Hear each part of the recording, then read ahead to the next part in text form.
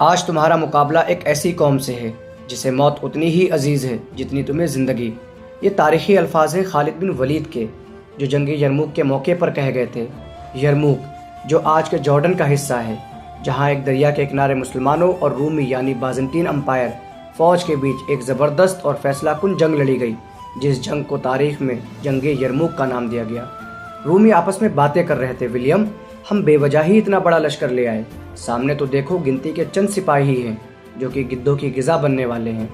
اس پر خالد بن ولید نے جواب دیا، تم اپنی تعداد اور اسلحہ پر نہ جانا، جان لو آج تمہارا مقابلہ ایک ایسی قوم سے ہے جسے موت اتنی ہی عزیز ہے جتنی تمہیں زندگی۔ کہانی کچھ یوں ہے کہ رومن بادشاہ ہیرکلس نے مسلمانوں کی بڑھتی طاقت کو روکنے اور کھوئی ہوئی سرزمین کو واپس لینے کے لیے سال 636 عیسوی میں ایک بہت بڑا لشکر بھیجا۔ رومیوں نے پہلے لگاتار شکستیں کھائی تھیں، اس لیے اس بار انہوں نے پوری تیاری کے ساتھ 2 لاکھ سے زیادہ کا لشکر جمع کیا اور یرموک کے میدان میں اتار دیا۔ دوسری طرف مسلمانوں کی تعداد صرف 27,000 تھی۔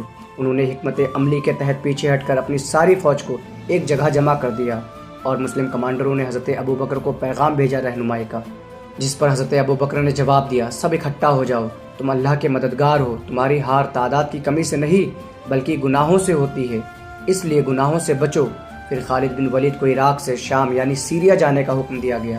انہوں نے خالد ابن مسنہ کو اپنا جانشین بنایا اور 9,500 سپاہیوں کے ساتھ نکل پڑے۔ انہوں نے ایک ایسا راستہ چنا جو پہلے کسی نے نہیں اپنایا تھا، یعنی ریگستان اور بیابانوں سے ہو کر۔ اس سفر میں نفی ان کا رہنما تھا۔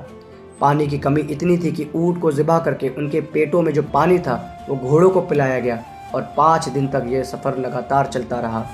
جنگ سے پہلے رومن کمانڈر وہان نے خالد کو بلایا اور کہا، میں جانتا ہوں تم غریب ہو، میں تمہیں پیسے دیتا ہوں، کپڑے دیتا ہوں اور کھانا دیتا ہوں اور تم یہاں سے واپس چلے جاؤ۔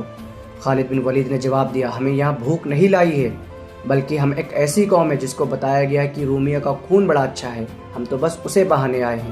اور پھر ہوا کیا، جنگ شروع ہوتی ہے۔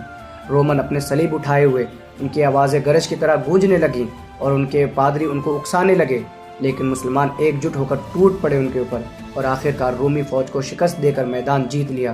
بہادری کا منظر کچھ یوں تھا کہ اکرمہ نے کہا، کیا میں آج بھاگ جاؤں؟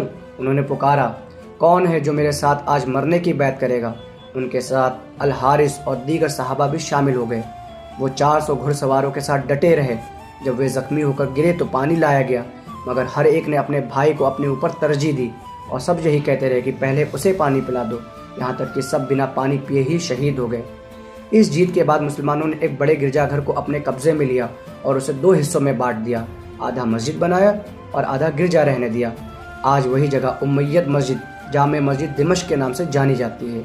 یہ تھی جنگ یرموک اور یہ تھا اللہ کا شیر خالد بن ولید۔